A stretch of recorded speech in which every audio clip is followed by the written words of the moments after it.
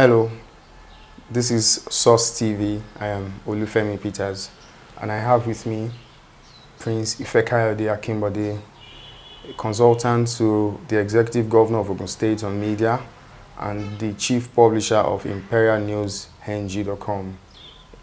Good afternoon, Mr. Ifekayode. Good afternoon, Femi. Yes, let's talk about the recently concluded elections in Osun State. How would you describe INEC's handling of the election, and especially the election of Ekiti State as well?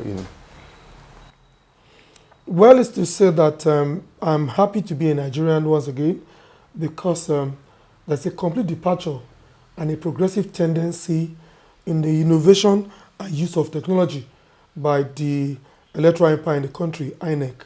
I think that by and large, the preponderance of opinion is that INEC is daily improving, and that we saw with the introduction of beavers in the Ekiti State election, even the opposition element couldn't complain. The major complaint has to be the monetization, not the defects or non-performance on the part of INEC. And ditto Osun State, nobody complained about non-performance of INEC. They complained about monetization, which wasn't the fault of INEC, as it were. And so by and large, it's a commendable outing for INEC, both in Ekiti and Osun State.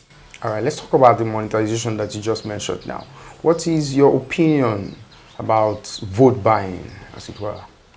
To me, it's against every norms, it's against every democratic tenet, and it's also against the Electoral Act as amended by Nigeria. But, you see, poverty has been weaponized, by the political class and the military junta over a period of time. And the political elite basically understand that the language with which they can get to buy the conscience of the voters through vote buying. But some instances it doesn't work. In some cases it's going to work. But I know that as we progress, just as being able to conquer, rigging, ballot snatching, we are going to get to a stage where vote buying will become a thing of the past in the country. I know that technology has a way of evolving. Now, nobody complains about rigging and snatching of ballot boxes. Yes. It is now monetization. I can tell you for free that as time progresses, we're also going to overcome the issue of monetization and vote buying. All right. Do you think monetization and vote buying, do you think it played a crucial role in the outcome of the recently completed Osun gubernatorial election? Well, since 1999, maybe predominantly since 2003, monetization has been a major challenge in our political process. From the aggregate of what we read and what we saw, it's also played a major role, both in Ekiti and Osun State. In some instances, some people alleged that a certain party paid 20,000 per voter, and some said, but I can tell you for free that none of the major political party can claim ignorance of vote buying. None. Wow. Now let's go back to that election, the Osun election now. What is your assessment of that election as an APC chieftain? Well, I do not think it has to do with the failure of APC as a party, that election. I think it has to do with the political structure and the political personality in Osun State.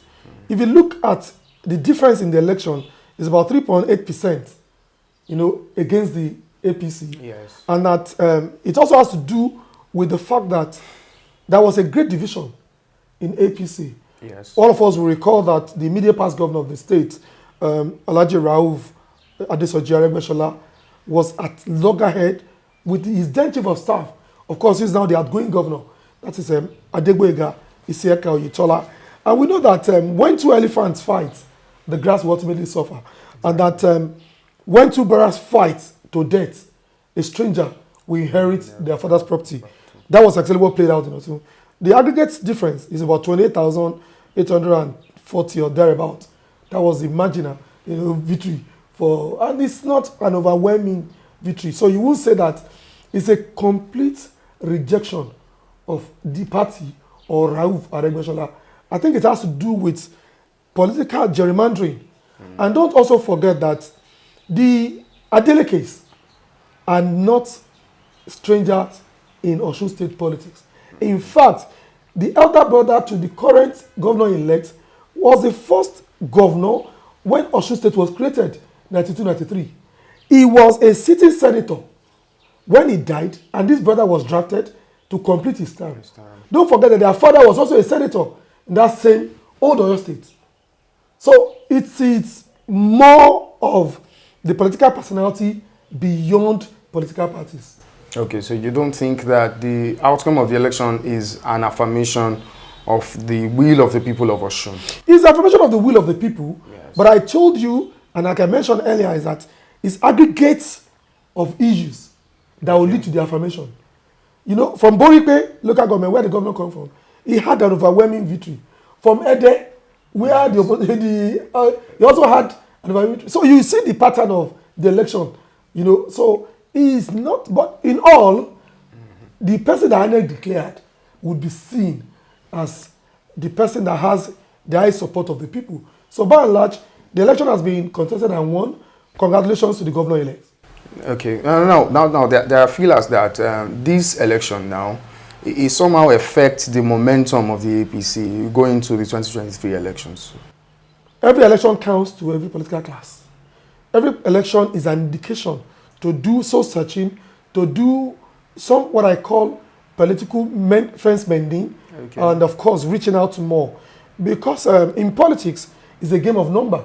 Okay. It is beyond your own cocoon. You have to reach out, you have to consult, you have to add value, you have to, you know, touch the lives of the people the more. You have to be sensitive to the yearning and collective aspiration of the mass of the people. Politics is an opportunity to galvanize and affect the people directly. So every election cycle gives opportunity, you know, for those who are still there to be able to do more and then do what the people desires. Yeah, thank you very much. We've been speaking with Prince Ifekayode Akinbode, consultant to the governor of Ogun State, Prince Dapo Abiodun, on media. He's also the chief editor of imperialnews.ng. I remain Olufemi Peters. Thank you.